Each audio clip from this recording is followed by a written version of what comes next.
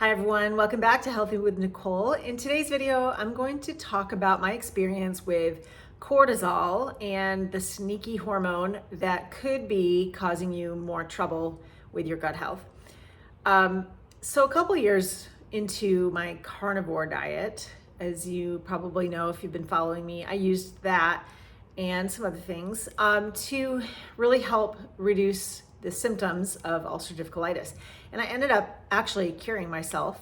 2.5 years into the diet though, I did start to experience some problems, and it was thyroid related, but I didn't really understand the big picture of why it was my thyroid and what could possibly be going wrong there. And it's been a journey ever since. It's been about 4 years of working on my thyroid health to fix this problem, which is why I don't recommend people to do strict carnivore diets anymore, because it's just too hard on the body and it can result in thyroid problems and some other things. But I wanted to share with you about how I learned about this and kind of what I went through, because I think it's actually pretty common. And I think it's important for you to understand what cortisol does in your body, what having high cortisol might look or feel like, and what you can do about it. So first of all, this is really just my experience, and you take from it what you get. I know there are people that are going to be diehard carnivores that are going to say it's not bad for your thyroid, it's not causing cortisol problems. Well, if that is your experience, then great. I'm happy for you. You do your thing. But if you're finding yourself with some of these symptoms, you might want to look into a little bit. So first of all, I started experiencing hair loss, insomnia, constipation, weight gain, and anxiety. All of these things kind of all at once. And this was, like I said, about 2.5 years into my carnivore diet experience, which I did obviously for ulcerative colitis, and it did help me tremendously. The problem was that I didn't realize how much stress I was putting on my body until it was kind of too late. And so what I'm going to share next is my experience. And again, just so that you're aware of what might happen or could happen and what it might look like if you have a situation where your cortisol is kind of out of control. So after I was experiencing some of these side effects, I got a lab work done on my blood. So just the serum, and it did show a little bit elevated cortisol, but not too much. And it did show very low testosterone and low T3. And so that started me down this path about, why is what hormones affect other hormones? And this is a whole thing about your thyroid and progesterone and testosterone and estrogen. All these things affect each other. And so you can't just change one thing and not assume others are not going to also change. Well, after I did that, I still had no answers from anyone and couldn't really figure out what to do next. So I did a urine test for hormones, including cortisol. And actually what came back was that my estrogen was high, much higher than it showed on my lab work, my blood, and that my cortisol was extremely high, like through the roof, top of the charts. And that was really eye-opening, and it led me to search why cortisol goes up, why do our bodies become stressed, and what is stress on the body. And that is what took me to Dr. Ray Peat. And it was a life-changing turn for me. I'm so grateful that I found that work. But also, if you just look into stress, I was studying stress. I took the holistic stress management program to teach it. And I really dove in deep to the whole idea of stress on the body. And I studied Broda Barnes, if you're familiar with his work. And there's actually quite a bit of work out there on stress and what it all means. But really what I found out, and you can research Ray Peat's work. Dr. Ray Peat was phenomenal in his research around stress, thyroid, estrogen, and all of these things that a lot of people who do low carb diets encounter, and others too. But but essentially it's really common with this, is that when you stress out your body, like basically hypoglycemia or low blood sugar, which you can often find yourself with when you're doing zero carb, low carb, keto, fasting, all the things that I was doing. And that basically gave me really high cortisol because I was constantly relying on my body to make sugar, which is what carnivores and keto people do.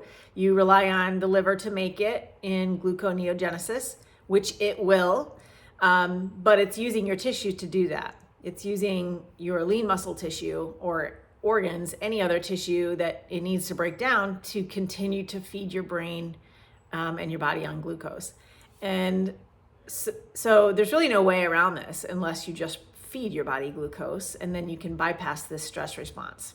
But what happens is a lot of people go down this path for too long and you kind of get stuck in this stress response. And what happened for me was I did it for a long time. And then of course my stress hormones were up. I had all the symptoms that should have let me know, but I didn't know. I took it as something was wrong, but not further than that.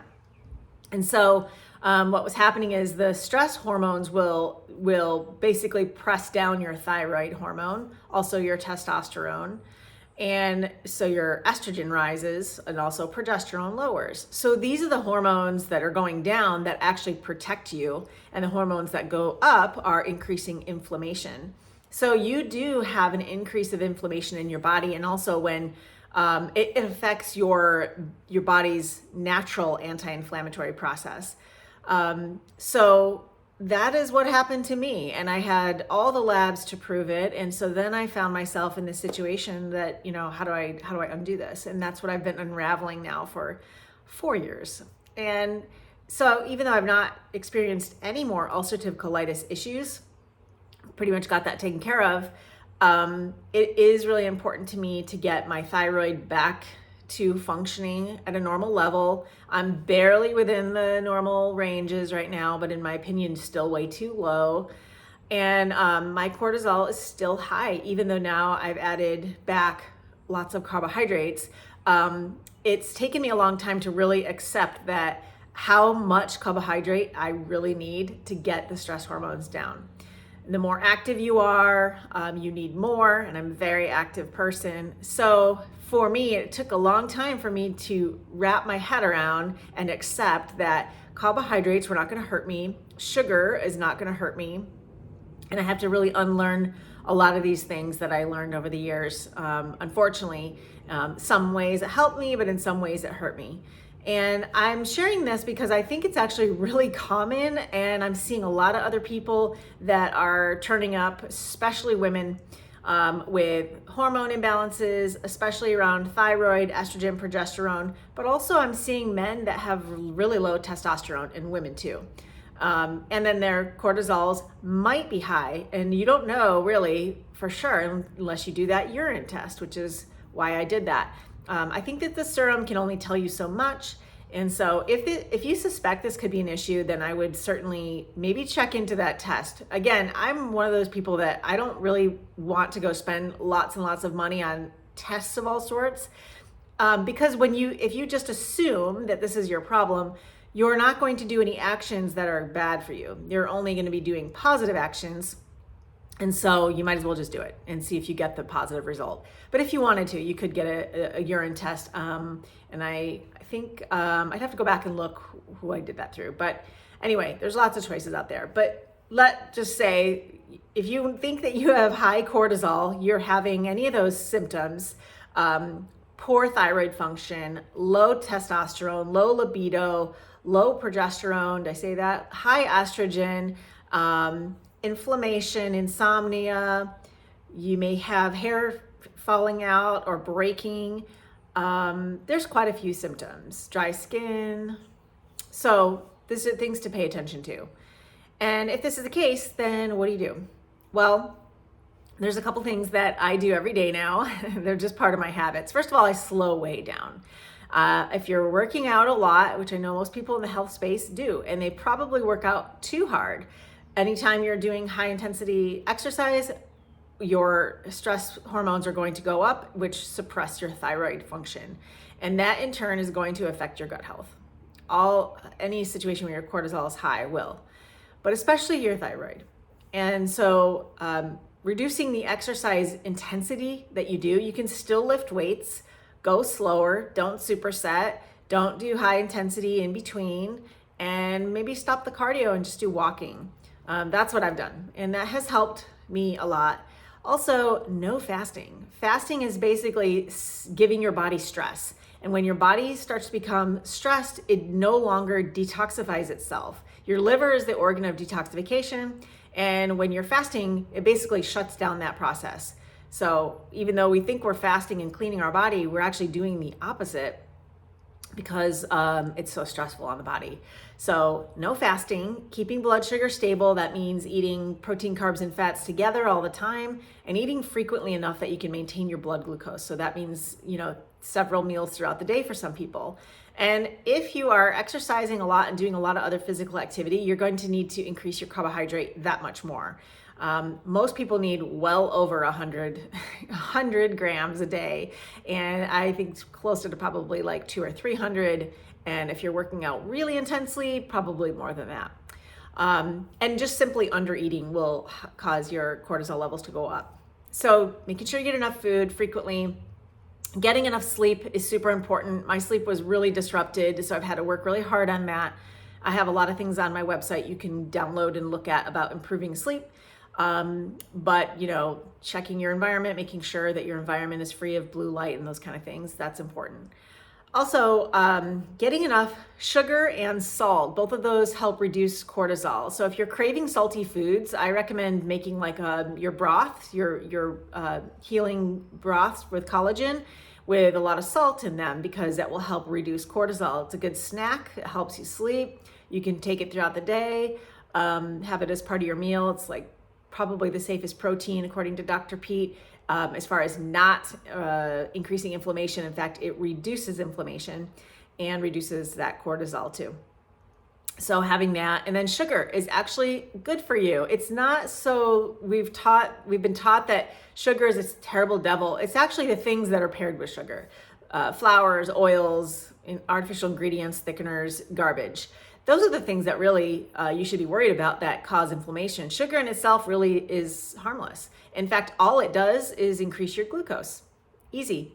And you can digest it very well. In fact, there's nothing left of it once it hits your small intestine. There's nothing there. So your body is able to digest it very well. So if you're severely impaired, glucose, and just what I mean table sugar, is actually very helpful. I've used it with lots of people, and it's gotten us through some pretty nasty spots. So you have to really open your mind and unlearn some of the things that you've learned already. But sleep, glycine, sugar, salt, don't bother with all of the, ashwagandhas and all that stuff. In fact, there's some dangerous risks with that, in my opinion. But just the basic stuff, getting enough sunshine during the day, keeping your artificial lights off, and reducing your Wi-Fi exposure. Those are the things that I've done, and they've helped me a lot.